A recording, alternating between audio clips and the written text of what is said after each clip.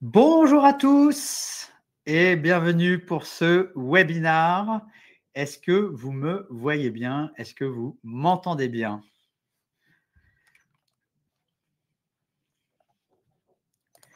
Alors,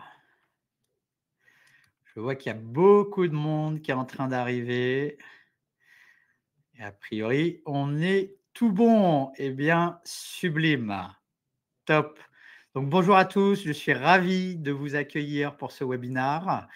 Vous êtes nombreux à vous être inscrits, puisque plus de 1000 inscrits pour ce webinaire, donc ça fait vraiment plaisir pour le coup. Et donc aujourd'hui, nous allons traiter d'un sujet qui nous est cher et qui vous est cher a priori, puisque nous allons parler d'IA générative. L'idée, c'est quoi? C'est que nous avons mené en partenariat avec HubSpot une très belle étude auprès de 500 entreprises pour mieux comprendre les usages de l'IA générative, mais aussi les défis, les avantages et les perspectives. Et donc, on a pu récolter plein d'informations extrêmement intéressantes que nous souhaitons vous partager aujourd'hui pour que vous puissiez justement obtenir une vue panoramique justement de comment les équipes marketing et les équipes SEO utilisent l'IA aujourd'hui et comment elles se projettent sur 2025. Tout simplement pour vous aider à bien préparer 2025, parce qu'on le sait, hein, l'IA générative, c'est quand même une disruption qui est incroyable. L'une des disruptions les plus rapides, je pense, technologiques dans le monde de l'entreprise sur ces dernières années. Et donc, l'idée, c'est de vous aider justement, je dirais, à obtenir cette vision très macro de comment utiliser l'IA au quotidien. Donc, pour me présenter, je suis Nicolas Nguyen, expert SEO depuis plus de 15 ans maintenant, ça ne me rajeunit pas, cofondateur de SEMJ. Et donc, pour dire deux mots sur SEMJ, pour ceux qui ne connaîtraient pas, SEMJ, on est une solution logicielle qui va vous permettre d'aller chercher beaucoup plus de trafic SEO en optimisant les contenus de votre site web. Petite anecdote d'ailleurs, nous avons lancé SEMJ maintenant il y a 5 ans et à l'époque, il n'y avait pas d'IA générative. D'accord? Et justement, en fait, il y a maintenant 2 ans et demi, à l'époque de GPT-3, donc c'était avant ChatGPT, quand on a vu GPT-3 arriver, on s'est dit « Waouh, ça va être une disruption incroyable ». Eh bien, vous savez quoi? 2 ans et demi après, ça reste une réalité justement, puisqu'on le verra, je pense, à travers l'ensemble de ce webinaire. L'IA générative est une véritable disruption dans le monde du marketing et du SEO. J'ai un message à faire passer, et, un peu macro, sans vouloir spoiler le reste du webinaire. On va beaucoup parler de gains de productivité, de créer des contenus rapidement et optimiser, etc. Je souhaitais avant tout quand même en intro rappeler un élément essentiel, c'est que derrière un contenu qu'on publie sur son site web, eh bien, il y a un client final. Le client final, qui est-il? C'est l'internaute. L'enjeu premier, quand on mène une stratégie de contenu, qu'il y ait de l'IA ou pas de l'IA, c'est de créer des contenus qui apportent de la valeur ajoutée à l'utilisateur final, donc à l'internaute. Donc, gardons systématiquement l'utilisateur en tête. Et globalement, nous, notre vision, globalement, pour la faire courte chez SMJ, hein, depuis 2 ans et demi, c'est pour faire des contenus où l'IA va nous aider à créer plus de qualité. Eh bien, il faut de la donnée SEO dans l'IA, il faut votre ton de marque, votre brand voice, et il faut de la connaissance de votre entreprise, de votre expertise, à travers votre site web, votre base de connaissances, et également à travers le web. Donc voilà, ça c'était un petit point en intro. Et pourquoi du coup on fait ce webinaire, notamment sur la partie IA générative? Bien, la réalité, c'est qu'on a la chance depuis maintenant 2 ans et demi d'accompagner avec nos fonctionnalités IA génératives des clients qui utilisent au quotidien l'IA. Et on voit le changement en 2 ans et demi, hein, le niveau de maturité. Il y a 2 ans et demi, quand on montrait l'IA générative, limite parfois on avait des clients, alors soit ils faisaient waouh, soit certains avaient peur. Bon, maintenant, je pense que l'IA générative est beaucoup plus, je dirais, dans le quotidien des entreprises, clairement. Et à travers justement tout cet accompagnement et ces échanges clients, eh bien, on a pu, je dirais, regrouper beaucoup d'expertise, beaucoup de retours d'expérience qu'on va vous partager aujourd'hui. Donc, le but de ce webinaire, c'est de partager avec vous cette très belle étude qui se sépare en 3 chapitres. Premier chapitre, utilisation de l'IA générative actuellement au sein des équipes. Deuxième chapitre, quels sont les avantages, mais également les défis autour de l'IA générative. Et troisième chapitre, d'autant plus important, comment on se projette sur les 12 prochains mois. Donc, comment sur 2025 utiliser l'IA générative. Vous verrez, il y a beaucoup de chiffres, beaucoup d'informations. Il y a 60 slides. Ne soyez pas inquiets. On vous partagera le tout à la fin. On partagera le PDF directement à la fin du webinaire. Et en plus de ces chiffres clés, c'était important pour nous. On va vous partager également des retours d'expérience de nos clients pour amener du concret, je dirais, au-delà des chiffres. Et également nos conseils, justement, autour de la partie intelligence artificielle.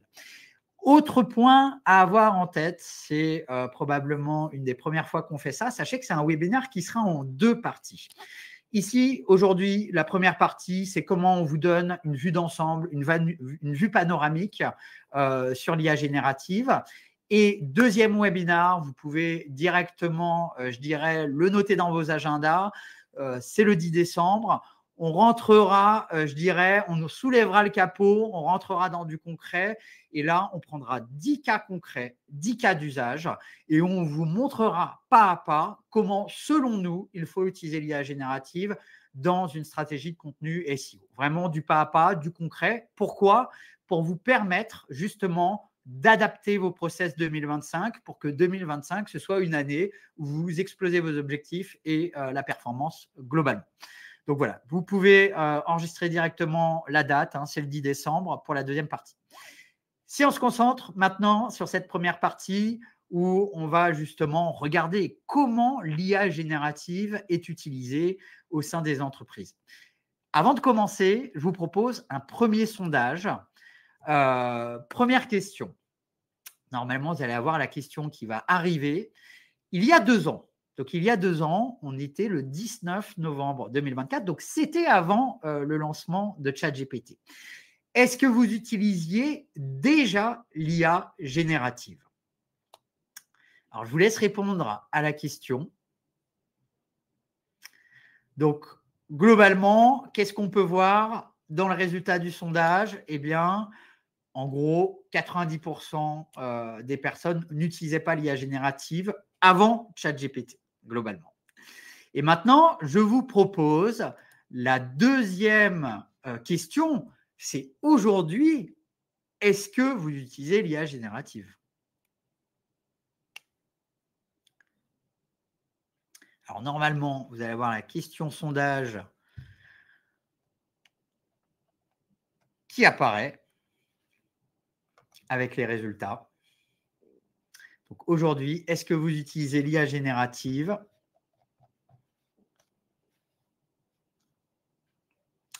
Suspense.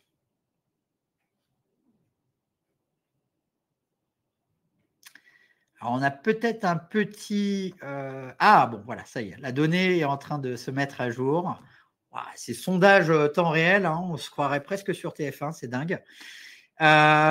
Donc, intéressant. Donc, là, vous êtes nombreux à avoir répondu. Et donc, globalement, 93% aujourd'hui. Et ça, c'est le point qui est primordial à avoir en tête, à mon sens. Il y a 2 ans, très peu utilisaient l'IA générative, 10%, et maintenant, c'est 93%. Et donc, si on dézoome un peu dans, je dirais, l'histoire des innovations technologiques pour le monde de l'entreprise, il y en a eu plusieurs. Hein. Il y a eu le web, le cloud, etc., etc., etc. Pour moi, c'est la révolution technologique la plus rapide dans le monde de l'entreprise. Et la réalité, c'est quoi? Aujourd'hui, on va parler d'IA générative, mais on va parler des débuts de l'IA générative. Il faut qu'on garde en tête que nous ne sommes qu'au début et sur les prochaines années, ça va continuer d'évoluer énormément. Donc, c'est une phase, moi, je trouve, qui est passionnante parce que ça remet en cause justement plein de manières de faire des choses. mais on le verra, ça libère aussi justement potentiellement la créativité. Ça permet d'imaginer des nouvelles manières de faire les choses. Et donc, l'IA générative peut être un tremplin pour faire justement les choses autrement et faire des choses encore meilleures. Donc, maintenant, si je rebascule sur la partie slide, eh bien, vous étiez 92-93% à utiliser l'IA générative. Eh bien, dans notre étude auprès de 500 entreprises, eh bien, globalement, 86% des entreprises utilisent l'IA générative pour le content et /ou pour le SEO. Donc, globalement, là, on peut le voir, hein, ça matche plutôt bien avec le sondage qu'on a fait en live. Vous êtes 1000 inscrits, donc voilà, ça nous permet même d'avoir une stat encore plus à jour. Quasiment tout le monde utilise l'IA générative, c'est une réalité. Pour ceux qui ne l'utilisent pas encore aujourd'hui, peut-être qu'en voyant ce webinaire, eh bien, vous aurez envie derrière. En tout cas, ça me semble important. Quand on pose la question justement aux entreprises, pour quelles tâches vous utilisez l'IA aujourd'hui, eh bien, on peut voir, et de très loin, que la tâche numéro 1 dans cette étude, c'est la rédaction d'articles pour le site web. On peut voir qu'il y a d'autres tâches, hein, trouver des nouvelles idées, rédiger pour les réseaux sociaux, rechercher des infos, créer des contenus multimédia. Vous pouvez même voir en bas de slide quelques autres cas d'usage, mais clairement, la production de contenu pour son site web est l'élément numéro 1. Et donc là, je vous propose justement de regarder un premier témoignage, un premier retour d'expérience d'un de nos clients. Michel, de particulier à particulier, je pense qu'on connaît tous cette très belle marque et j'aime beaucoup ce cas d'usage puisque Michel nous dit, nous, chez PAP, l'IA, c'est un assistant pour nous et globalement, grâce au temps qu'on gagne grâce à l'IA générative, pour nos rédacteurs, journalistes, eh bien, du coup, on passe plus de temps à aller chercher de l'information terrain pour justement, au final, ramener cette information terrain, la donner à l'intelligence artificielle et du coup faire des contenus à partir d'informations terrain qu'on allait chercher. Et ça, je trouve que c'est un élément qui est ultra intéressant. Pourquoi ? Parce que si j'ai un conseil à donner, d'un côté, quand on fait des contenus, grâce à l'IA générative, on gagne énormément de temps. Et donc ça, c'est bien. Par contre, gardons en tête, la barrière à l'entrée du contenu, aujourd'hui, elle est très basse. Avant, il fallait des rédacteurs full-time pour faire des contenus, hein, et un rédacteur pouvait peut-être faire un contenu par jour. Maintenant, en très peu de temps, et sans forcément être rédacteur, on peut faire des contenus. Le sujet, du coup, c'est comment on fait des contenus qui se démarquent des autres. Une manière de faire, à mon sens, c'est le temps que vous gagnez d'un côté, eh bien, il faut en partie utiliser une partie du temps pour aller chercher de l'information à valeur ajoutée. Ça peut être de l'interview d'experts, ça peut être d'aller chercher de la data en interne, etc., etc. Mais mon message, c'est vraiment récupérons de la donnée qui n'est peut-être pas encore visible sur le web pour booster la valeur ajoutée de nos contenus. Concrètement, je vous montre un exemple, en reprenant l'exemple justement de Michel de PAP. Là, j'ai repris une des interviews qui avait été publiée où je parle d'IA générative et de SEO. Et j'ai transformé cette interview rédigée en note d'interview, comme si voilà, le journaliste il avait pris ses notes. Et donc, voilà, j'ai des notes en bullet point globalement où je donne mon avis. On peut le voir, par exemple, je reprends justement l'étude SEMJ, 86% des entreprises qui utilisent l'IA. Je parle également de notions de rédacteur augmenté grâce à l'IA, etc., etc. Et ce que je trouve intéressant, si j'ai un conseil à donner, c'est que quand vous allez utiliser l'IA générative, c'est vraiment de se dire, je vais nourrir l'IA générative avec de l'information de fond. Donc là, j'ai uploadé justement ces notes d'interview. Et derrière, je donne une instruction globalement à l'IA pour lui dire quand c'est pertinent. Alors là, c'est un peu masqué, mais quand c'est pertinent, utilise ces notes d'interview pour vraiment citer notamment quelques quotes, quelques citations quand c'est pertinent. Et là, on peut voir du coup l'IA générative sur le troisième point, a repris ces notes d'interview. Elle a repris également des informations sur le web, etc., pour rédiger un contenu sur l'IA générative, l'impact sur le marketing, mais avec mes informations. Donc ça, c'est notamment en SEO, on parle de ramener de l'expérience et de l'expertise dans le contenu. Eh bien là, c'est un très bon exemple. Merci à ma régie pour l'affichage. Je veux bien qu'on reste comme ça. Super. Donc, le sujet, c'est voilà, vraiment boostons vraiment la qualité des contenus avec de l'information de fond. Autre question, quelle est votre approche pour rédiger justement des contenus avec l'intelligence artificielle, notamment du coup des contenus pour votre site web? Eh bien, on peut voir que l'approche numéro 1, c'est ce qu'on appelle l'approche hybride où l'humain va piloter pas à pas l'intelligence artificielle. Dans un premier temps, j'ai choisi un mot-clé, bien entendu. L'IA me propose des titres, je choisis un titre. Ensuite, l'IA me propose un plan, je retouche le plan. Puis après, je vais faire mes paragraphes avec l'IA. Voilà, j'y vais pas à pas. Tout comme on peut le voir, le deuxième niveau d'usage, c'est l'usage avancé. Je fais un contenu complet avec l'IA. Alors, dans CMJ, on appelle ça Atomic Content, en l'occurrence. Et après, je retouche, d'accord, ce contenu. Donc, c'est deux niveaux d'usage qui sont différents. Bien entendu, on peut largement imaginer que plus les technologies vont évoluer, peut-être plus les usages vont évoluer également. Je trouve ici qu'on a un témoignage très intéressant de Jian de l'INSEA qui dit nous, ça dépend. Réponse de SEO parfois. Pour les sujets moins techniques, l'IA nous permet de générer une première version de contenu rapidement et après on retouche. Donc, sujet pas très technique, allez, bim, premier contenu complet, on retouche derrière, on est plus rapide. Par contre, pour les sujets plus complexes ou les sujets plus stratégiques, là, on va plutôt piloter l'IA pas à pas pour vraiment, je dirais, avoir un contrôle à la lettre près presque pour vraiment orienter l'IA au fur et à mesure. Et donc là, ce qu'on pourrait imaginer dans vos usages, c'est de se dire peut-être que sur votre site web, quand vous menez une stratégie de contenu, il y a peut-être deux types de contenus. Il y a les contenus très stratégiques et les contenus, on va dire, un peu moins stratégiques, secondaires, mais qui sont tout aussi importants pour renforcer l'autorité thématique de votre site web. Je vous donne un exemple. Prenons l'exemple de on souhaite ensemble créer un cocon sémantique, un topic cluster sur le SEO. Et dans ce topic cluster, globalement, il y aura des pages à fort potentiel de conversion, il y aura des pages à fort potentiel de trafic. Eh bien, peut-être que ces pages-là, qui sont très importantes, un peu les pages piliers, je vais utiliser l'IA pas à pas pour ces pages. Donc là, on peut le voir notamment avec la colonne de projection de trafic. Et tout comme, il y a peut-être des contenus plus secondaires, de bas niveau, qui sont très importants pour renforcer justement le fait que vous couvrez l'ensemble de la thématique. Donc là, très important, si je fais un topic cluster sur la SEO, de parler de SEO Amazon, bien entendu d'IA-SEO, de rapport SEO, etc. etc. Mais c'est peut-être des contenus qui généreront moins de conversions, qui feront moins de trafic. Et là, peut-être que justement, je vais générer un contenu complet en premier et après, je retouche, puisque potentiellement, ils seront moins stratégiques. Et peut-être que sur ces contenus secondaires, certains vont faire beaucoup de trafic, ça peut arriver, et je les retoucherai dans un deuxième temps.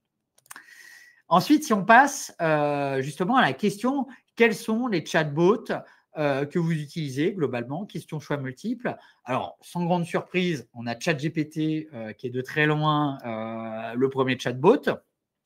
Et ça peut évoluer, bien entendu. Sur 2025, j'ai hâte de voir, je dirais, le résultat que ça donnera. J'étais surpris. Google Gemini, très utilisé, peut-être parce qu'il y a un aspect très facile d'accès, très grand public, pas besoin de s'inscrire, etc., gratuit également, même s'il y a une version payante. Et j'étais assez étonné, je vous avouerai, que Claude, seulement 4%, parce que aux États-Unis, c'est vrai que Claude a quand même beaucoup d'avantages par rapport à un ChatGPT, notamment la toute dernière version.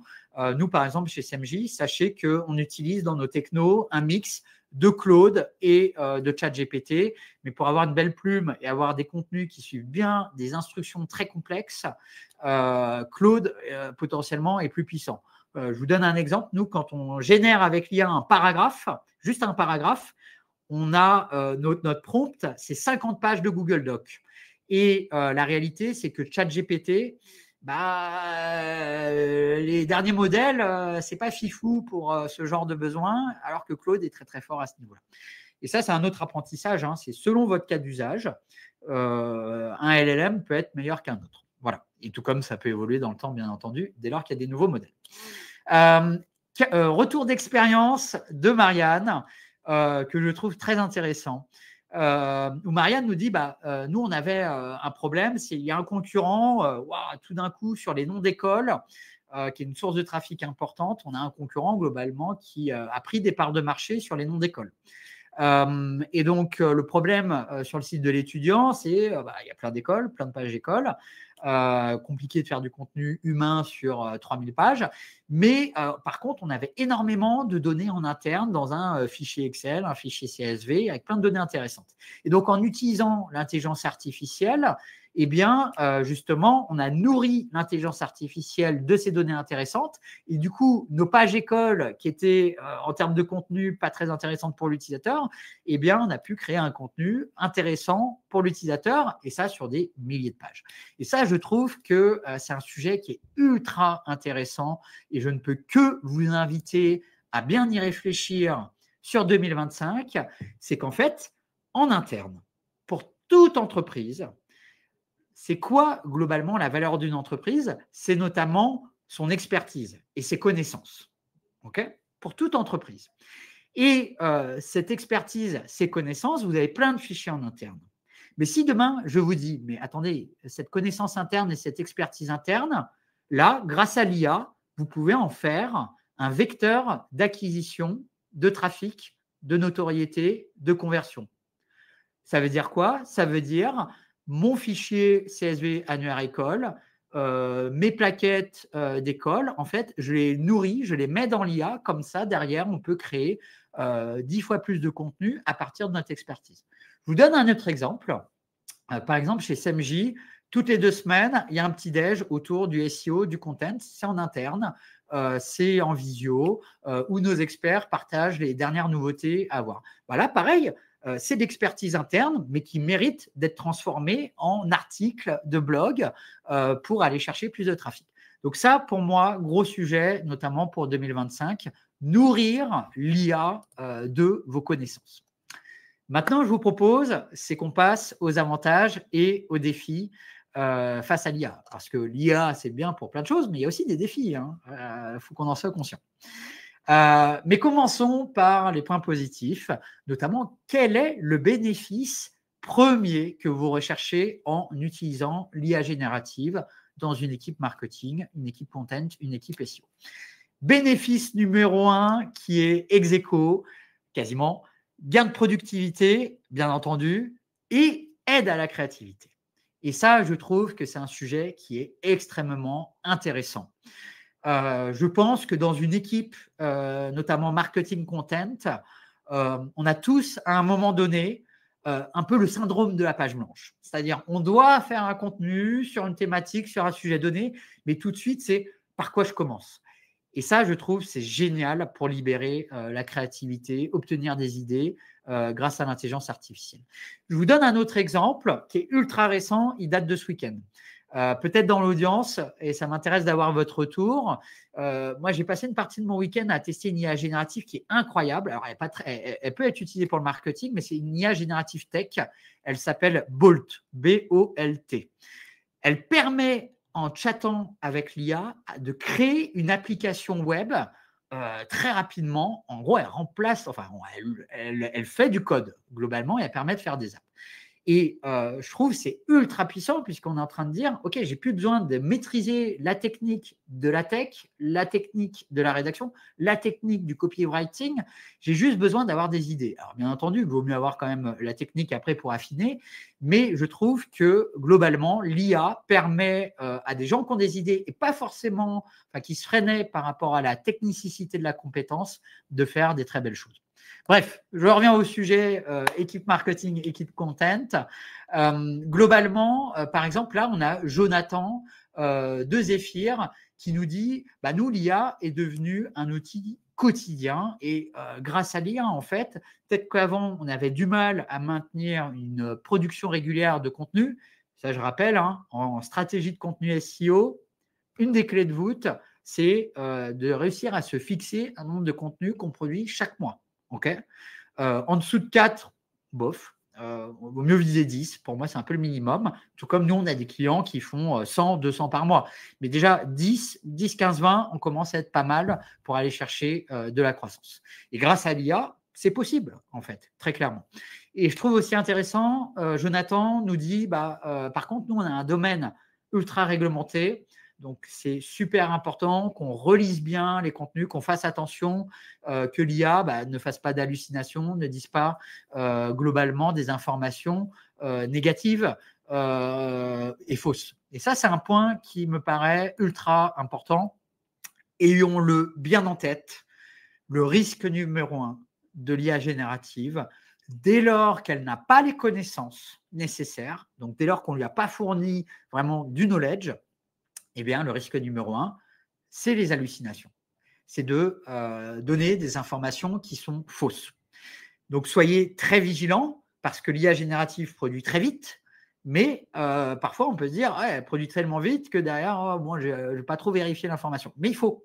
Donc, systématiquement, pensez à vérifier l'information, soit manuellement, soit bien entendu automatiquement. Notamment, c'est ce qu'on appelle le fact-checking. Donc là, exemple, Doliprane, combien il faut prendre de doses par jour? Là, il y a écrit 2 gélules de 1000 mg. En plus, on est sur un domaine santé, donc le AT est d'autant plus important, même si à mon sens, c'est important pour tous les secteurs. Et là, le sujet, c'est OK, comment je croise mes sources et ce qui est écrit par l'IA générative avec des sources qui me permettent de vérifier. Typiquement, là, on a une source du gouvernement, donc on n'est plus serein, bien entendu, sur ce qui est écrit. Maintenant, si on passe notamment à la question, OK, gain de productivité, gros enjeu, mais combien de temps l'IA vous fait gagner par semaine en moyenne? Alors là, on a des réponses très différentes. Bon, la grande majorité, c'est entre 1 et 5 heures, quand même une demi-journée quasiment. Je suis persuadé que ces chiffres, dans 12 mois, auront énormément changé. Mais ce qui m'intéresse, c'est notamment les 13% qui mettent plus de 5 heures. Alors, plus de 5 heures, c'est presque la semaine à 4 jours, quand même. Et pourquoi ça m'intéresse? Parce que je pense qu'il faut qu'on soit tous conscients qu'au niveau des entreprises et des équipes, autour de toute innovation, mais notamment de l'IA générative, il y a des stades de maturité différents. Moi, j'en distingue 4. Il y a la phase réfractaire, que je pense une grande partie des entreprises ont connue, et c'est peut-être moins le cas maintenant. C'est wow, l'IA, ça me fait peur, ça va voler mon job, etc. Ce n'est pas le cas, c'est juste que l'IA générative nous fait gagner du temps sur certaines tâches et qui permet de nous concentrer sur des tâches à plus forte valeur ajoutée. Je montrerai un exemple en début de webinaire. Et après, il y a 3 autres phases. Et ça, soyons conscients. Il y a toute la phase réflexion, je sais que c'est important, mais comment on fait?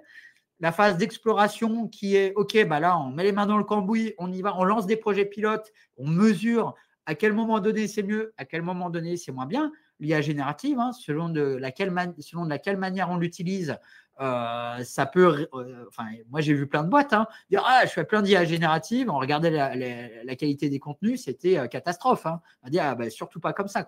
Donc, comme tout outil, tout dépend comment on l'utilise. Et moi, je vous invite à lancer des projets pilotes et à bien mesurer les choses. Et ça, j'en reparle après. Et après, il y a l'autre phase. Et ça, c'est la plus importante. C'est ce qu'on appelle la phase d'industrialisation. ChatGPT, ce n'est pas un outil d'industrialisation, c'est un chatbot. On ne peut pas dire à une équipe, tiens, voilà ton process, va dans ChatGPT, truc, machin, truc. Non, c'est un processus, j'appuie sur des boutons dans un outil, etc. Éventuellement, je mets un peu de texte, mais bon, voilà, il faut quand même processer à un moment donné les choses. Donc, dès lors que l'IA générative est inscrite dans les process et que l'équipe applique le process, là, c'est ce qu'on appelle l'industrialisation. Et donc, je reviens à mon sujet, justement, de ceux qui gagnent le plus de temps. Ceux qui gagnent le plus de temps, c'est ceux qui sont déjà en train d'industrialiser. Okay, donc, je suis persuadé que pour plein de projets chez vous, il y en a certains qui sont peut-être en phase de basculer en industrialisation. Profitez du lancement de l'année 2025 pour inscrire l'IA dans certaines étapes de process, pensez à mettre à jour vos process et à côté de ça, continuez de l'exploration, continuez à lancer des projets pilotes, mais sachez que tant que ce n'est pas inscrit dans les process, ce n'est pas industrialisé, vous n'avez pas le maximum, je dirais, de bénéfices liés à l'IA générative. Ici, on a un témoignage d'Aurélie de Villavie qui nous dit nous, en fait, grâce à l'IA générative, ce qui nous prenait une journée auparavant, notamment pour créer un guide, ça nous prend en gros 3 fois moins de temps. 3 fois moins de temps. C'est quand même dingue. Le gain de temps à ce niveau-là, il faut qu'on soit conscient de jusqu'où on peut aller en termes de gain de temps. Et donc, pareil, sans vouloir paraphraser, Aurélie, ce qu'elle nous dit, c'est grâce à ce gain de temps, du coup, notamment, on gagne énormément de temps sur la recherche documentaire, etc., etc. Et du coup, on peut se concentrer sur d'autant plus de qualité à apporter dans le contenu. Et autre témoignage ici de Willy, de VP Auto. Et ça, pareil, je trouve ça extrêmement intéressant. On sait que parfois, notamment quand une équipe marketing n'a pas de rédacteur full-time, qui est quand même la configuration vraiment recommandée, si je veux mener une stratégie de contenu SEO, il me faut des rédacteurs, justement, très importants, mais parfois, ce n'est pas le cas. Et donc, du coup, c'est l'équipe marketing qui doit gérer. Mais le problème, c'est que l'équipe marketing, elle gère plein d'autres projets. Je veux bien vos retours dans le chat, mais ça, a priori, ça peut être le cas. Et du coup, comment on fait pour tout gérer? Eh bien, là, ce que nous dit Willy, c'est grâce à l'IA générative, on arrive du coup à avoir notre rythme de production de contenu et le temps qu'on a gagné grâce à l'IA générative, on arrive du coup à gérer nos autres projets où l'IA générative a potentiellement moins d'impact. Maintenant, si on passe de l'autre côté, je dirais, du miroir, c'est au-delà des avantages, quels sont les défis? Et alors, s'il y a une slide, à mon sens, à retenir, très clairement, c'est celle-ci. Les plus grands, alors le défi numéro 1 ex aequo, et de très loin, c'est comment, grâce à l'IA générative, générer des contenus originaux, différenciant de mes concurrents et optimiser SEO. S'il y a une problématique à avoir, très clairement, c'est celle-ci. Et nous, ça nous parle énormément chez SMJ parce que c'est justement tout notre fer de lance, notre raison d'être. Cependant, on peut regarder en parallèle, on regardera spécifiquement ce sujet juste derrière, regardons en parallèle les autres défis que je trouve tout aussi intéressants. Comment réussir à faire du prompt engineering, à bien enrichir mes prompts avec de la data, comment développer nos compétences d'équipe. Autour de l'IA générative, il y a quand même cette compétence du prompt engineering. Comment générer du contenu de qualité sur des sujets récents, etc. Comment faire adhérer l'IA à l'ensemble de l'entreprise. L'adhésion est super importante. Voilà, plein de défis.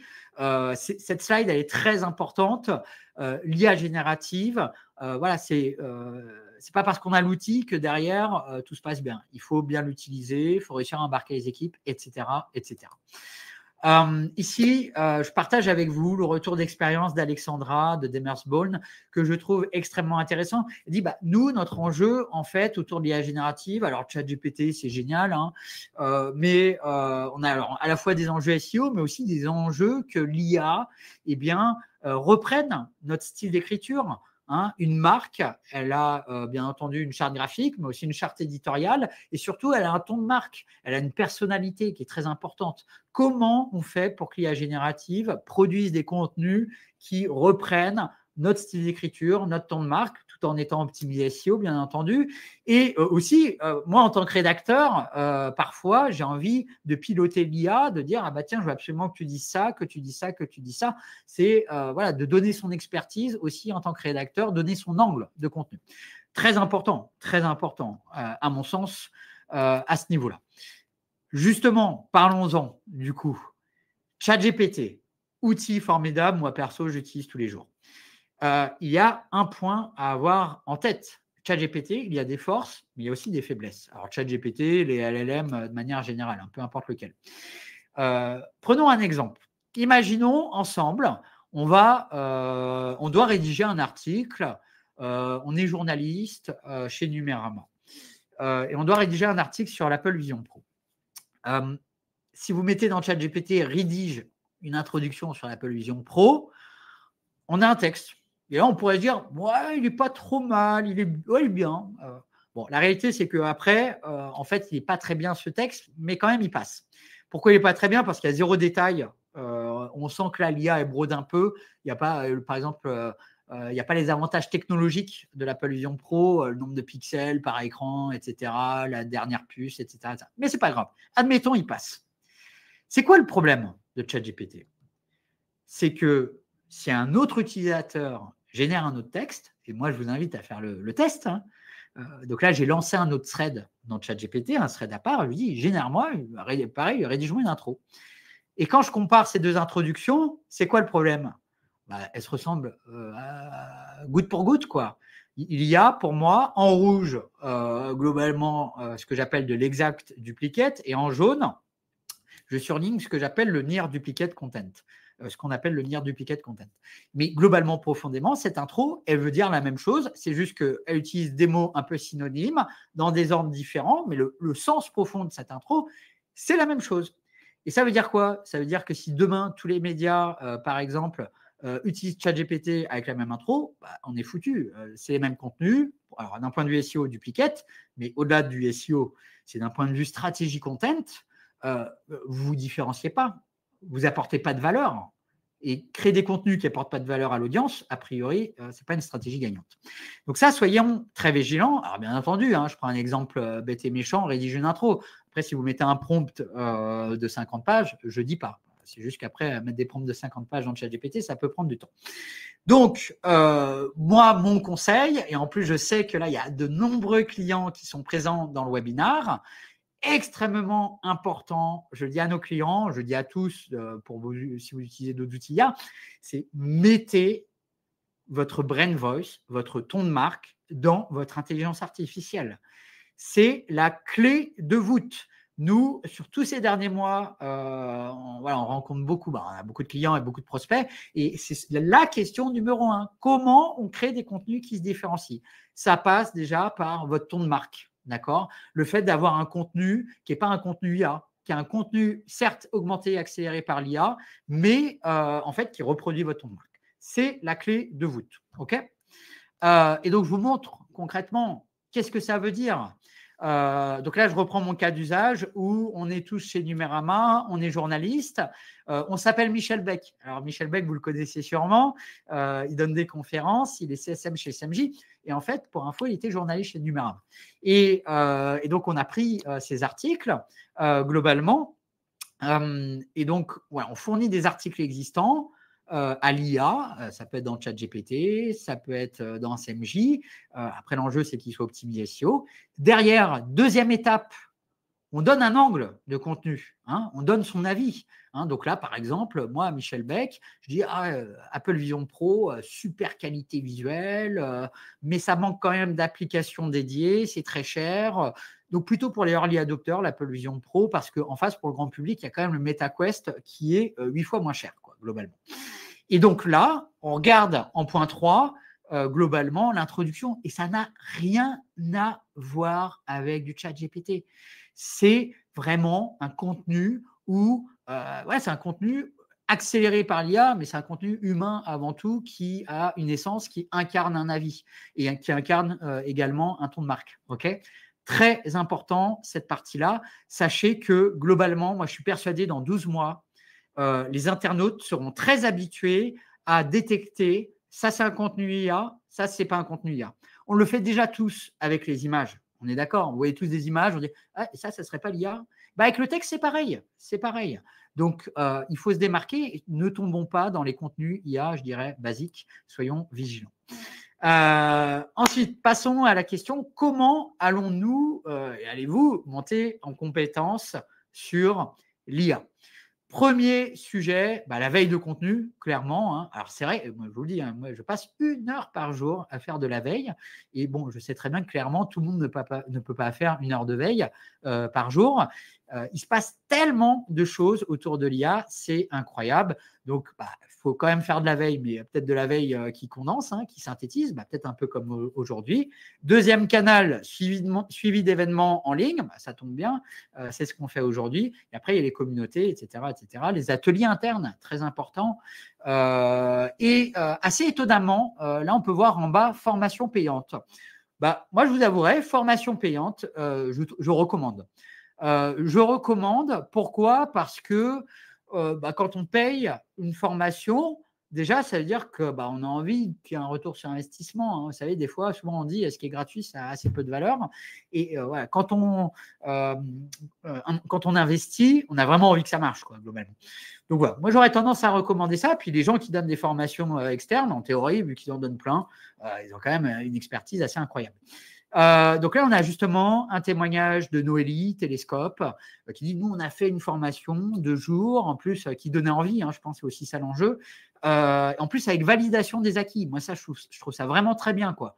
C'est au-delà de la théorie, de la pratique, c'est aussi de se dire, OK, à la fin, j'ai une validation d'acquis, c'est de la reconnaissance aussi. Et puis après, voilà, on a vu plein de techniques, notamment reverse prompting, qui est le sujet de comment, à partir de plusieurs résultats, j'arrive à remonter à un prompt qui permet de créer ces résultats. Et là, on a un autre retour d'expérience de Maxime de Région Auvergne-Rhône-Alpes, qui, je trouve, est très intéressant. Globalement, il dit, pour nous, c'est super important de former les équipes, parce que on est dans le secteur du tourisme, en plus c'est la région Auvergne-Rhône-Alpes, hein, et donc que ce soit à travers les textes ou les photos, l'IA peut être notre meilleur ami, mais ça peut être aussi notre plus gros ennemi globalement. Et donc du coup, on a décidé de former nos équipes à la fois, je dirais, aux bénéfices apportés par l'IA générative, aux bonnes pratiques, mais aussi aux limites. OK ? Pourquoi je trouve ça important ? Parce que moi, je sais que parmi nos clients, certains m'ont dit il y a quelques mois, nous, en interne, on n'a pas le droit d'utiliser l'IA générative. Globalement, qu'est-ce qui se passe ? Qu'est-ce qui se passe, à votre avis, hein ? Donc, ChatGPT bloqué sur l'ordinateur. L'IA générative, elle est utilisée sur le téléphone portable et on s'envoie par mail le résultat. Alors déjà, au-delà de l'efficacité de la chose, c'est quoi le problème ? Du coup, on n'a pas formé aux limites, aux bonnes pratiques et aux erreurs à éviter. Et l'IA est quand même utilisée. Et du coup, le risque est d'autant plus élevé. Donc, perte de productivité, augmentation des risques. Donc, autant former directement les équipes aux limites et aux bonnes pratiques. Autre conseil que je vous donne, nous, on l'a fait en interne, c'est ce livre, c'est d'acheter ce livre, Hyper Prompt, de Flavien Chervet. D'ailleurs, je vous recommande également, il a donné une conférence dans notre événement SEO Square il y a quelques semaines. Pourquoi ce livre ? Parce qu'en fait, c'est un objet. Alors déjà, le livre, moi j'ai lu, il est ultra agréable à lire. Et il permet vraiment à tout débutant de commencer. Il y a plein de cas d'usage qui permettent de comprendre ce qu'on peut faire, etc. Et en plus, ça permet de se dire, tiens, on va mettre le livre sur le bureau de notre équipe. Et puis, dès qu'on a 10 minutes, allez, on feuillette. Il est super agréable. Donc, je vous le recommande à 2000%, ce livre. Prenez un exemplaire pour chaque membre d'équipe. Nous, on en a, je crois, on a commandé une 50aine chez SMJ. Il est vraiment top. Et là, je vous ai mis aussi des liens vers des guides en ligne. Maintenant, passons aux perspectives. Je vois que le temps tourne. Je vais essayer d'accélérer. Quand on pose la question aux entreprises, avant même de parler d'IA générative, c'est déjà, c'est quoi votre objectif dans votre équipe globalement ? Globalement, l'objectif numéro 1 qui ressort de très loin, augmenter le trafic SEO. OK ? Alors, on a augmenté les ventes, augmenté la notoriété de marque, développer l'acquisition, etc., etc. Mais augmenter le trafic, c'est l'objectif numéro 1. Et derrière, ce qui est intéressant, c'est quand on pose la question, est-ce que vous pensez que l'IA générative va aider à atteindre cet objectif ? Donc, globalement, la grande majorité dit oui, très bien, donc c'est plutôt une bonne nouvelle. Mais au-delà de ça, ce que je trouve intéressant, c'est le oui énormément. Pourquoi je trouve ça intéressant ? Donc 31%, c'est notamment ce sujet des entreprises matures. Ça, c'est les entreprises qui se projettent énormément.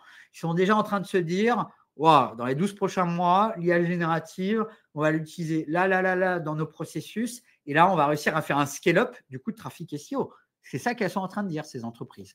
Donc, j'ai envie de dire, si vous êtes dans le oui un peu, peut-être posez-vous la question du comment être dans le oui énormément. C'est peut-être ça l'enjeu, à mon sens, parce que peut-être que vos concurrents sont dans le oui énormément. Parce que là, l'IA générative, c'est vraiment les premiers arrivés, c'est les premiers qui vont faire du scale-up. Je ne parle pas que marketing, je parle pour l'ensemble de l'entreprise. Si vous gagnez 20% d'efficacité dans une entreprise, ça revient à recruter 20% de personnes en plus, globalement. C'est incroyable l'impact. Donc, il faut qu'on ait ça en tête globalement. Si on revient aux enjeux qui nous concernent, SEO, content, je tiens à rappeler un sujet. Je le disais un peu en intro.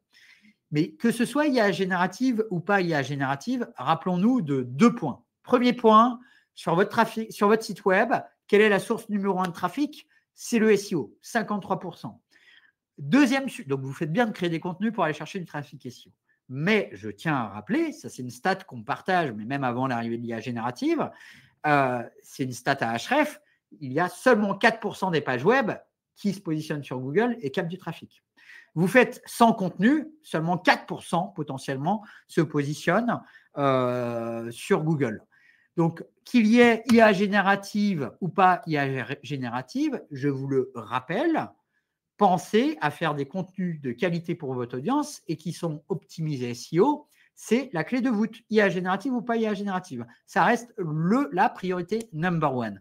Et donc là, on peut voir, bon, je passe vite, mais globalement, nous, on a un content score et plus le content score est élevé, plus vous multipliez votre trafic et donc globalement, x2 de trafic dès lors que le contenu est optimisé SEO. Bref, une fois qu'on s'est dit ça, qu'on a gardé ce critère en tête de bien optimiser ses contenus pour le SEO, pour l'audience, et que du coup, on intègre l'IA générative pour scaler la stratégie de contenu, c'est-à-dire optimiser les pages existantes et créer des nouveaux contenus, des cocons sémantiques, etc. Là, je vous montre un exemple de site dans le retail où c'est juste incroyable. En 2 ans, grâce à l'IA générative, bim, on passe de 400 000 de trafic à quasiment 1,2 million. C'est incroyable comme croissance et c'est sur un secteur ultra concurrentiel où en gros, il y a tous les concurrents, ils baissent et là, bim, il est devenu leader. Mais ça demande de l'organisation. Hein. Ce n'est pas comme ça qu'on fait 2000 contenus accélérés par l'IA, bien entendu. Mais sachez que c'est possible. Hein. Mais par contre, il faut garder en tête scalabilité, qualité. Hein. C'est les 2 sujets. Bref, ensuite, quand on s'intéresse à la partie budget, parce que c'est bien l'IA générative, mais à un moment donné, pour bien s'équiper d'outils, avec les bons outils, il faut du budget. Il faut se donner les moyens de ses ambitions, comme dirait l'autre. En 2024, quelle est la part de budget SEO, content marketing alloué à l'IA? Globalement, petite part de budget sur 2024. Hein, la majorité, c'est moins de 3%. Mais je trouve intéressant, toujours sur ces entreprises plus matures peut-être que d'autres, qu'on pris de l'avance, eh bien, plus de 10% de leur budget. Plus de 10%. Et comment on raisonne en termes de logique d'investissement?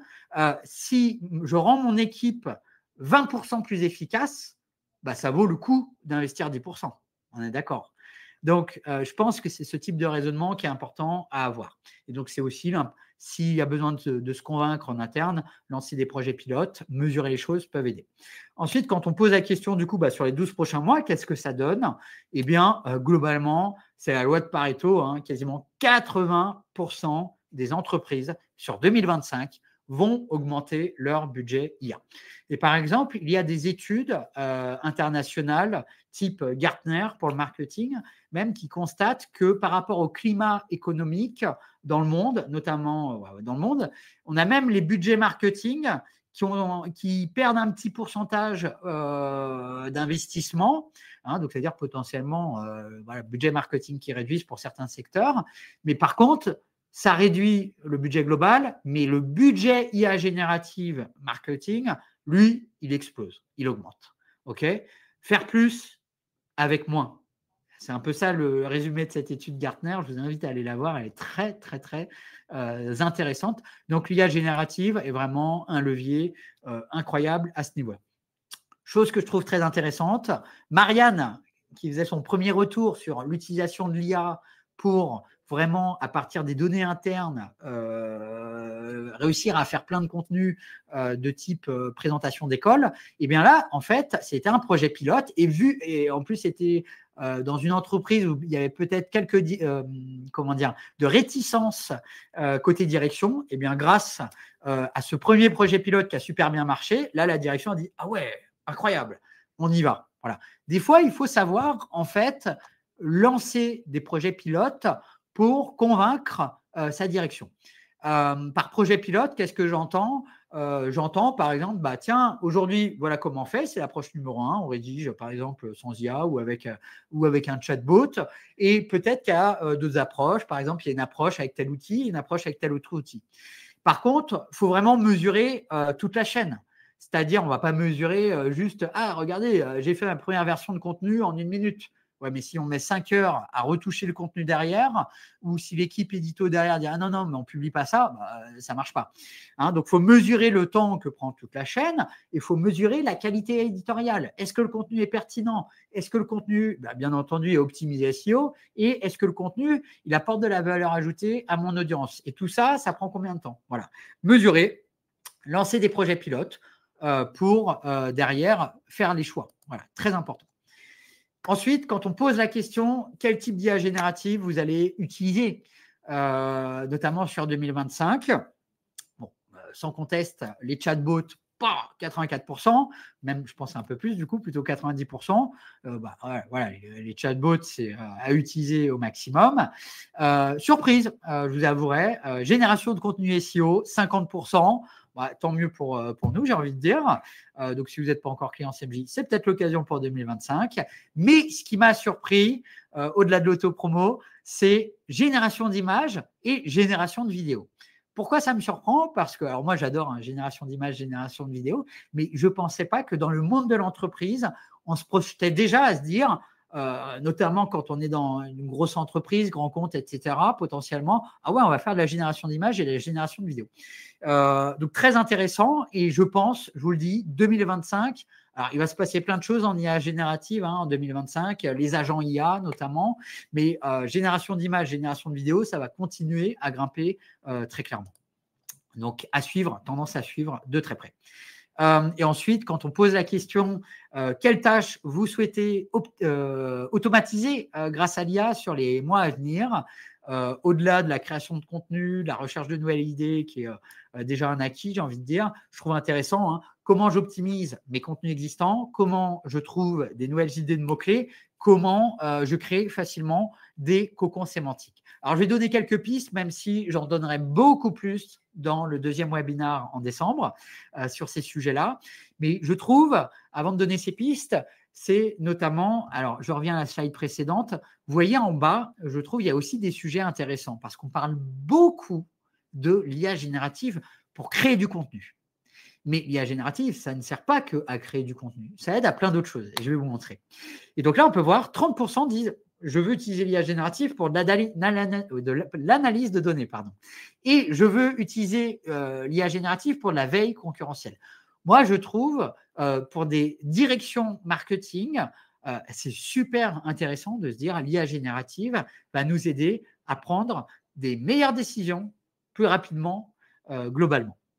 Alors, justement, c'est un retour d'Isabeau, de Maton, qui nous dit, globalement, moi, j'aimerais que l'IA m'aide à agréger toutes mes données, parce qu'on le sait, en marketing, c'est l'horreur. Il y a des données dans plein d'outils, dans 40 outils différents. Donc, comment on agrège toutes ces données pour ensuite avoir une analyse plus rapide, plus efficace, et au final, prendre des décisions plus rapidement et plus efficaces. Et ça, c'est vraiment un sujet sur lequel je vous invite à réfléchir. Parce que globalement, en tout cas nous chez CMJ, on propose une solution qui s'appelle Executive Hub, où justement vraiment le sujet c'est comment l'IA générative m'aide à prendre les meilleures décisions plus rapidement. Je vous montre un exemple. On va imaginer qu'on est Head of SEO chez AXA. On connaît tous AXA, assurance. Un des problèmes potentiellement d'AXA, c'est très peu de trafic hors marque. Alors, beaucoup de trafic marque, très peu de trafic hors marque. Voilà, on est 10e dans le top 10. Et on a un enjeu chez AXA, tous ensemble, de se dire il faut qu'on fasse du scale-up SEO, notamment sur l'assurance véhicule. Parce que sur l'assurance véhicule, on nous a challengé en interne, il faut qu'on fasse de la croissance. Très bien. Donc là, qu'est-ce que je vois? Grâce à l'IA générative qui a analysé tous les contenus des concurrents et de mon site, j'arrive à voir que le Lynx fait 10 fois plus de trafic que moi, AXA, sur la thématique véhicule. C'est-à-dire que l'IA générative a classifié, catégorisé toutes ces pages qui sont mes thématiques que j'ai définies en amont. Et là, je me dis, il faut absolument que je regarde le Lynx, comment ils vont chercher autant de trafic sur les véhicules. Qu'est-ce que je fais? Je règle mon graphique sur la thématique véhicule. Et là, je vois que le Lynx, globalement, ce trafic sur l'assurance véhicule, ils le font à travers deux gros sujets. D'un côté, des pages de type landing page et de l'autre, des pages de type article. Et bien, ça tombe bien, en plus, ce n'est pas les mêmes équipes. Dans mes équipes, j'ai 2 équipes différentes qui traitent ces pages. Et là, je me dis, mais waouh, en article, là, il faut qu'on accélère, il faut qu'on fasse des articles conseils sur l'assurance auto. Qu'est-ce que je fais? Et là, pareil, c'est l'IA générative qui analyse les contenus, qui arrive à classifier les types de pages. Et bien là, je peux prendre une décision. Dire 2025, on va faire 200 articles assurance auto, on le prévoit au budget 2025. Et là, j'arrive à prendre la décision en une dizaine de minutes, quoi, quasiment. Qu'est-ce qui se passe? Pardon, je suis allé plus vite, j'ai trop cliqué. Je clique sur cette zone orange. J'ai ma data. Et là, à un moment donné, il faut passer à l'action parce que c'est bien beau la stratégie, mais s'il n'y a pas d'action, il n'y a pas de résultat. C'est filtré sur la thématique véhicule, c'est filtré sur le type de page article. J'ai un autre filtre qui est le lynx et tous les mots-clés où je ne suis pas du tout positionné, c'est-à-dire que je n'ai pas créé de contenu.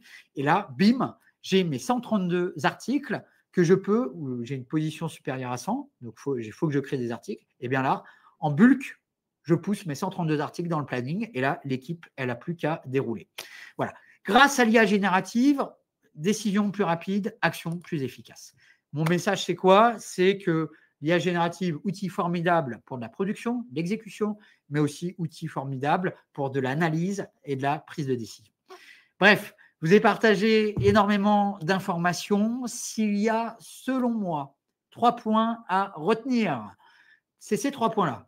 Aujourd'hui, quasiment toutes les entreprises utilisent l'IA générative pour la stratégie Content SEO. Le bénéfice numéro 1, gain de productivité et créativité. Okay, et gardons en tête comment, grâce à l'IA générative, on crée des contenus à plus forte valeur ajoutée que les contenus concurrents. Ça reste le combat numéro 1. Et derrière, loi de Pareto, la grande majorité, 80% quasiment des entreprises, vont augmenter leur budget IA générative sur 2025. Ce webinaire est un condensé de notre étude. Pour approfondir, je ne peux que vous recommander une chose, c'est de télécharger l'étude complète qui est sur notre site web. On va vous mettre le lien dans le chat. 64 pages de témoignages, de chiffres clés, de conseils. Je vous recommande sa lecture, téléchargement gratuit. Profitez-en. Je tiens à dire un énorme merci à nos clients qui ont pris le temps de donner les retours d'expérience et qui ont accepté de les partager avec vous pour vraiment aider l'ensemble de la communauté parce qu'au-delà des chiffres, il y a aussi les retours d'expérience qui sont très importants. On sait que derrière l'IA générative se posent 40 000 questions et on est là pour aider aussi du coup à obtenir des réponses.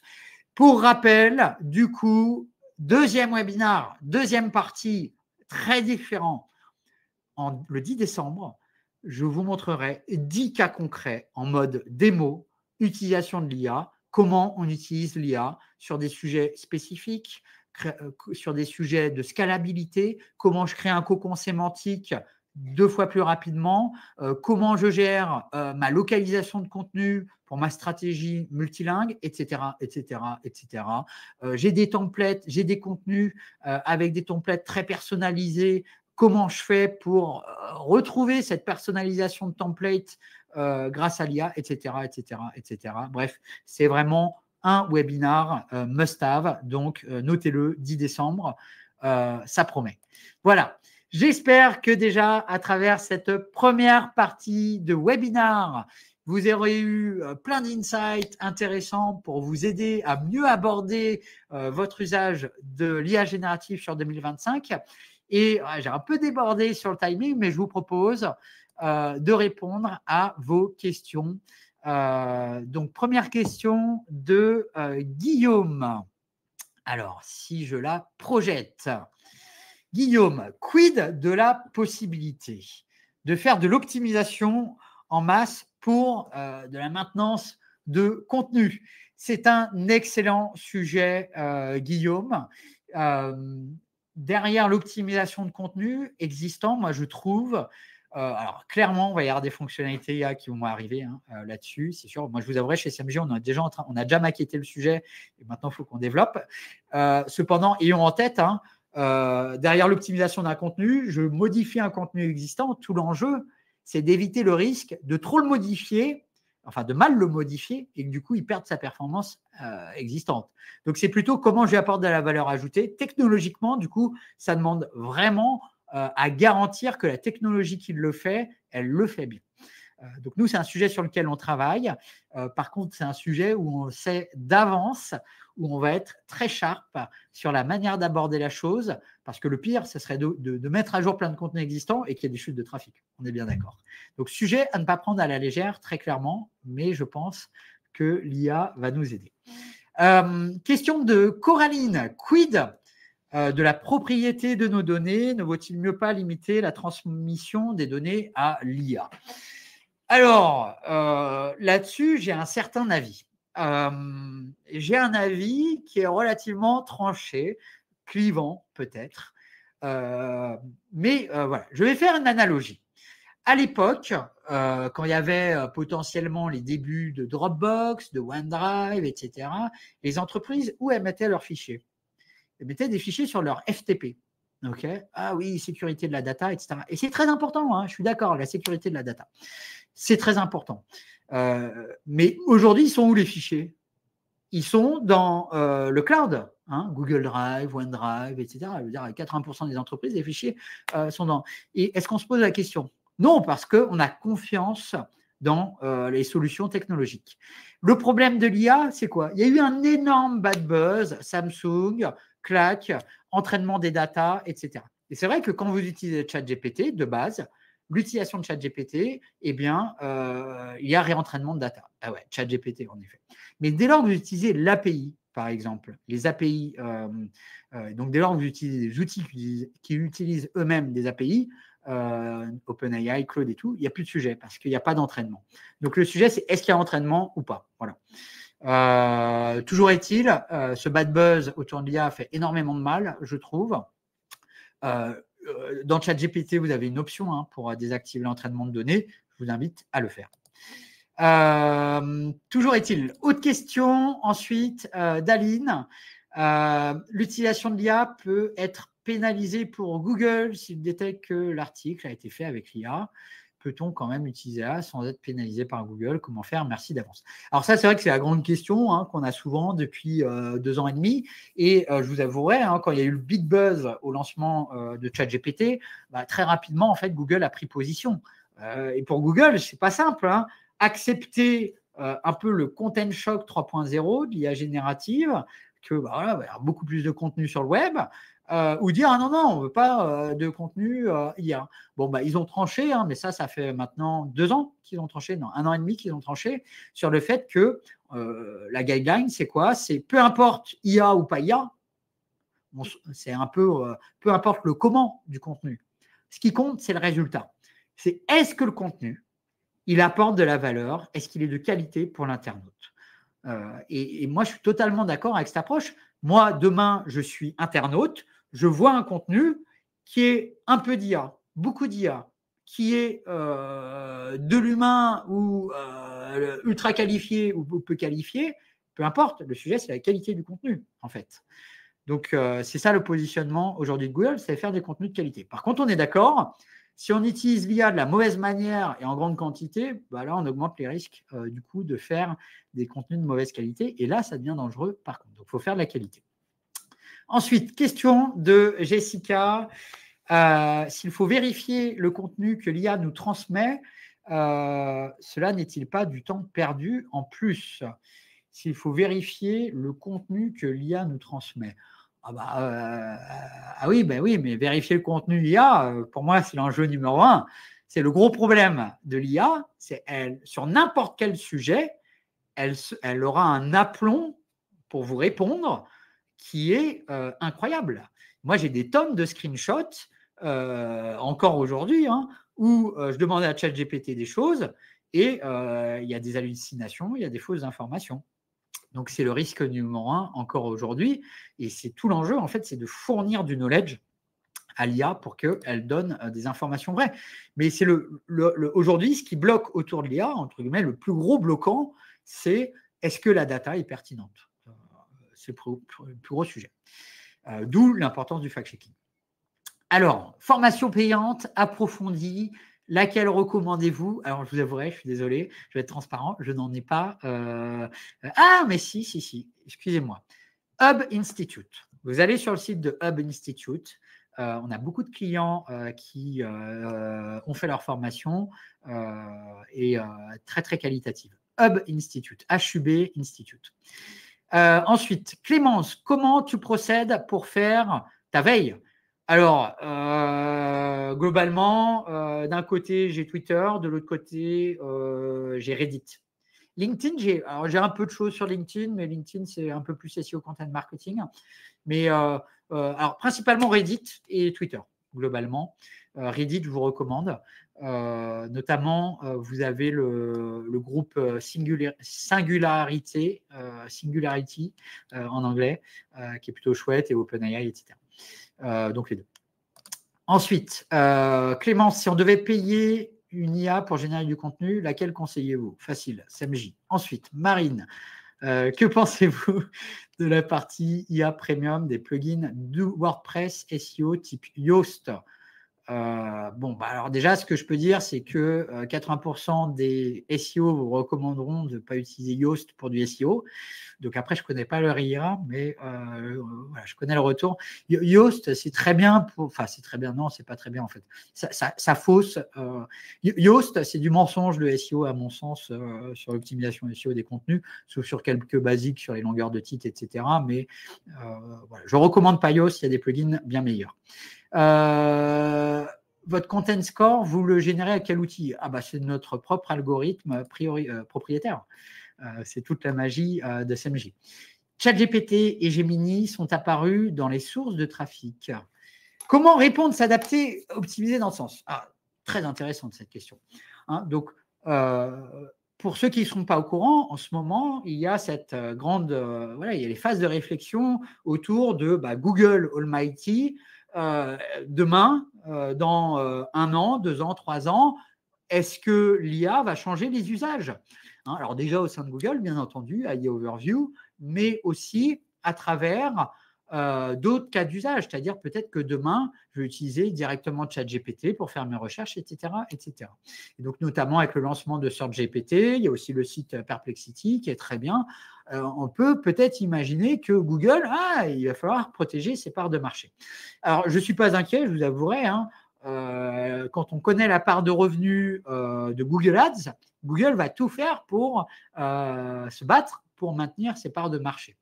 La réalité, c'est que toute la disruption qu'il y a eu en 12 mois, Google a perdu un point de part de marché. Alors, c'est beaucoup, entre guillemets, passe de 90 à 89%, ça reste quand même le almighty, mais c'est à suivre. Toujours est-il, c'est intéressant, moi, je trouve, de se dire, le search, déjà, c'était déjà le cas avant. Il y a du search sur TikTok, il y a du search dans les chatbots, il y a du search sur Perplexity, etc., etc. Il y a beaucoup plus de search qu'avant. Même si Google est l'élément numéro 1, comment on fait pour apparaître dans les différents search? La réponse, elle est simple. Tous les search se basent ils ont un point en commun, c'est qu'ils se basent sur du contenu. Donc, comment on apparaît dans du search, notamment sur GPT? Il faut avoir créé des contenus qualitatifs. Et en l'occurrence, potentiellement, faire un contenu qui se positionne à la fois sur Google, mais aussi sur Bing, et puis sur d'autres moteurs de recherche, ça peut être intéressant. Voilà. Quel est l'outil utilisé pour intégrer le Brain Voice? Alors, celui que je vous montrais, c'était notre propre outil, celui de SMJ. Après, vous pouvez imaginer mettre des exemples de textes que vous avez produits dans ChatGPT. Alors, moi, je vous recommande d'en mettre au moins 3. Par contre, ça ne vous réglera pas la problématique de ChatGPT, que vous n'avez pas un contenu 100% optimisé SEO. C'est ça le problème. Et peut-être un manque de connaissances aussi. C'est-à-dire, voilà, tout le savoir-faire de votre entreprise. Mais vous pouvez déjà essayer si besoin. Bonjour, l'utilisation de l'IA peut être pénalisée. Ça, on l'a déjà eu, on a déjà répondu. Tac. Alors, question d'Océane que je trouve très intéressante. Quel est l'impact environnemental de l'IA? C'est un gros sujet, parce que l'IA, aujourd'hui, il y a un impact. Alors, je ne sais pas vous le quantifier très exactement, mais de mémoire, il y avait une comparaison à l'époque pour entraîner un modèle, ça équivalait par exemple à je ne sais plus de combien de centaines ou de milliers d'allers-retours en avion, quoi. Donc c'est consommateur. Tout comme aujourd'hui, dans les entraînements de modèles, justement, il y a certaines entreprises qui cherchent à entraîner des modèles moins coûteux. C'est plutôt la tendance, hein, d'ailleurs. Comment c'est moins coûteux? Parce que de toute façon, si ça coûte en environnement, ça veut dire que ça coûte aussi en économie, hein. Donc, ça va dans les deux sens. Et donc, il y a un enjeu d'améliorer cette partie-là. Mais c'est vrai que le numérique, hein, on prévoit sur les prochaines années 10% d'émissions de gaz à effet de serre. Ça reste un sujet très important. Donc, plus on arrive à utiliser du green tech, de la green tech, mieux c'est. Question de Léo, puis après je m'arrêterai. Existe-t-il des bonnes pratiques pour être référencé par l'IA? Dans ses réponses, nous avons constaté que l'IA est notre troisième source de trafic depuis quelques mois. Ah oui, alors troisième source de trafic, ça c'est intéressant. Donc déjà, le premier sujet, c'est de bien mesurer. Moi, je trouve que c'est un très bon point, hein. Comment dans Google Analytics, par exemple, Adobe, Matomo, créer un segment pour bien suivre le trafic IA. Troisième source de trafic, je trouve ça assez étonnant quand même, mais pourquoi pas. Et donc, comment on fait pour être bien référencé? C'est ce que je disais. Il faut créer du contenu, comprendre quelles sont les questions de votre audience, parce que ce qui peut driver du trafic depuis le chatbot, souvent on pose des questions, hein, au chatbot, on s'informe. Vous savez, il y a les requêtes transactionnelles, les requêtes informationnelles. Chatbot, on peut imaginer que la grande majorité des usages, c'est l'informationnel. Une manière de bien se positionner, c'est se dire, attends, mais quelles sont les questions de mon persona? Et donc là, par exemple, vous pouvez utiliser les outils, alors ça peut être dans SMJ, ça peut être Answer the Public, en gratuit, pour obtenir les questions de votre audience. Par exemple, je vais mettre le mot-clé SEO, je vais avoir toutes les questions autour du SEO de mon audience. Et peut-être que ces questions, qui ont des volumes de recherche, eh bien, c'est ce que justement les gens vont taper potentiellement dans le chat. Donc peut-être que vous avez intérêt à créer des contenus où le titre, c'est la question et vous répondez à cette question. Ça serait une piste, mais en tout cas, mesurer le trafic, c'est déjà une bonne première action. Voilà. Je vous propose qu'on s'arrête là. Si vous avez besoin d'autres réponses, n'hésitez pas à venir me voir sur LinkedIn ou à me contacter par mail. Je serai ravi de pouvoir vous aider à répondre à vos questions si besoin.